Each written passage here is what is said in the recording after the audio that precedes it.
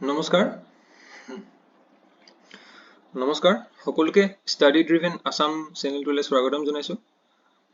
যিসকলকে আমাৰ study driven Assam চেনেলটো ফলো কৰি আহিছে তেখেতলোকে নিশ্চয় জানে আমাৰ ষ্টাডি ড্ৰিভেন আসাম চেনেলটো ডেইলি কাৰেণ্ট এফেয়াৰ্ছৰ এটা সেশন আপলোড কৰা হয় আৰু এই কাৰেণ্ট এফেয়াৰ্ছৰ সেশনটোত আমি দিনটোৰ গোটেইখিনি কাৰেণ্ট এফেয়াৰ্ছ ডিসকাস কৰোঁ যোনখিনি আপোনাৰ আহিবলগীয়া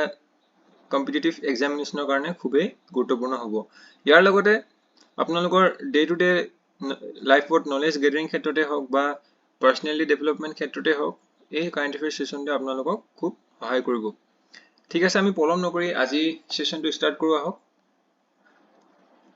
আজি আমি 19 আৰু 20 মে 2024 ৰ কাৰেণ্ট এফেয়াৰ্ছ খিনি ডিসকাস কৰিম প্ৰথম নিউজটো হৈছে FSSAI orders not to use calcium carbide to ripen fruits ঠিক আছে যেহেতু এটা গৰমৰ দিন আহি আছে আৰু গৰমৰ দিনত আমি সাধাৰণতে দেখো যে আম বা আন ফলমূল বিলাক কি কৰা হয় এই ক্যালসিয়াম কাৰ্বাইড দি প্লাই হুঙ্কালে পকাই দিয়া হয় ঠিক আছে আৰু তাকে নকৰিবলে food safety and standards authority of India কি কৰিছে অৰ্ডাৰ দিছে ঠিক আছে এই FSSAI এই অথৰিটিটো ফৰ্ম হৈছিলে 2008 চনত ঠিক আছে আমি যিকোনো ধৰণৰ যদি পেকেট ফুড হওক বা যিকোনো ধৰণৰ আমি যদি খোৱা বস্তু আমি দোকানৰ পৰা যদি কিনো তেনেহলে তাত আমি FSSAI এৰ এটা কি লাইসেন্স নম্বৰ দেখো ঠিক আছে এই অথৰিটিটোৱে কি প্ৰত্যেকটো কোম্পানী প্ৰত্যেকটো ফুড আইটেমছক কি দিয়ে এটা লাইসেন্স দিয়ে ঠিক আছে এই অথৰিটি ফৰ্ম হৈছিল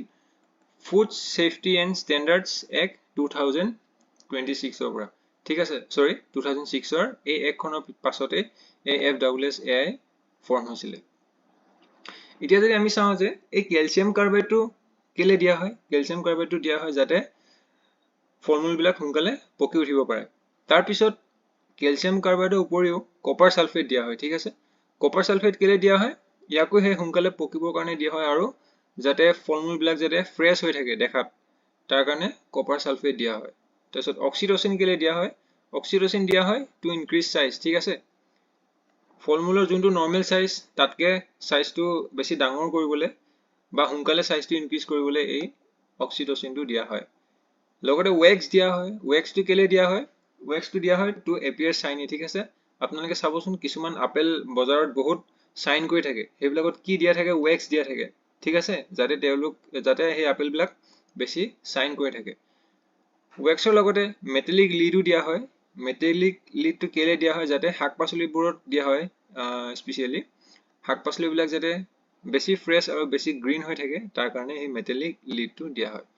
এইখিনি মনত ৰাখিব আপোনালোকৰ এক্সামত ইয়াৰ পৰা কোৱেশ্চন বনিব পাৰে ঠিক আছে নেক্সট নিউজটো হৈছে আইসক্ৰীম ম্যান অফ ইন্ডিয়া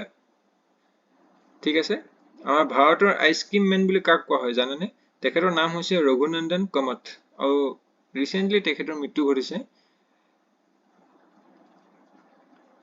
এই ৰঘুনন্দন কামত তেখেতে প্ৰথম ভাৰতত নেচাৰেল আইসক্ৰীমছ বুলি এটা কোম্পানী ফৰ্ম কৰিছিলে আৰু এই কোম্পানীটোৰ বিশেষত্ব কি আছিল যে এই আইসক্ৰীম বিলাক নেচাৰেল ফ্ৰুটছৰ পৰা বনায় ঠিক আছে ফলমূলৰ পৰা বনোৱা আইসক্ৰীম এই নেচাৰেল আইসক্ৰীম কোম্পানীটোত পোৱা যায় ঠিক আছে আৰু হেতু আৰম্ভ কৰিছিলে ৰঘুনন্দন কামত সেই কাৰণে তেখেতক আইসক্ৰীম ম্যান অফ ইন্ডিয়া বুলি জনা যায় আৰু তেখেতৰ মৃত্যু ঘটিছে বৰ্তমান নেক্সট নিউজ তুলে আহিছো আৰ্মি গেটস 27000 AK-203 ৰাইফলস ঠিক আছে through joint venture with Russia আমি সবে শুনিছো AK-47 এতিয়া বৰ্তমানটো AK-47 টো বহুত পুৰণা হৈ গৈছে তাৰে এটা advance model AK-203 recently Indian আৰ্মিয়ে লৈছে বা ইন্ডিয়ান আৰ্মিয়ে কি কৰিব এটো আমাৰ ইন্ডিয়াতে প্ৰডাকশন ইউনিটটা এস্টাবলিশ কৰিব আমাৰ ইন্ডিয়াতে প্ৰডাকশন কৰিব কিন্তু কাৰ লগত টাই আপ কৰিছে হেয়া হৈছে ৰাছিয়াৰ লগত ঠিক আছে নেক্সট ফোৰ্থ নিউজ তুলে আহিছো আপোনালোকে যদি আমাৰ চেনেলটো চাই আছে আমাৰ এই কাৰেন্ট এফেয়াৰ সেশনটো যদি ফলো কৰি আহি আছে তেনেহলে আপোনালোকে গম পাব যে এই জফ বেজস আপোনালোকে নিশ্চয় জানে জফ বেজস তেখেত কোন হয় এমাজনৰ ফাউন্ডাৰ হয় তেখেতে ব্লু অৰিজিন নামৰ এটা ৰকেটেৰে কি কৰিব স্পেস টুৰিজম তেখেতে ষ্টাৰ্ট কৰিম বুলি কৈছিলে আৰু সেই আমাৰ ভাৰতৰ গোপী থটাকুৰা এই তেখেতে হৈছে এই জফ বেজসৰ এই স্পেস টুৰিজমত যাবলগীয়া প্ৰথমজন ইণ্ডিয়ান স্পেচ টুৰিষ্ট ঠিক আছে ফাৰ্ষ্ট ইণ্ডিয়ান স্পেচ টুৰিষ্ট আৰু এই ৰকেটখনৰ নাম হৈছে ব্লু অৰিজিন ৰকেট আপোনালোকৰ এক্সামত এই ৰকেটখনৰ নামটো অহা চান্স আছে ঠিক আছে এখেতৰ কথা নুসুধিলেও আপোনালোকক কিন্তু এই ৰকেটখনৰ নামটো সুধিব পাৰে তাৰপিছত আমি 17 মে তাৰিখে ৱৰ্ল্ড টেলিকমিউনিকেশ্যন ডে ৰিসেন্টলি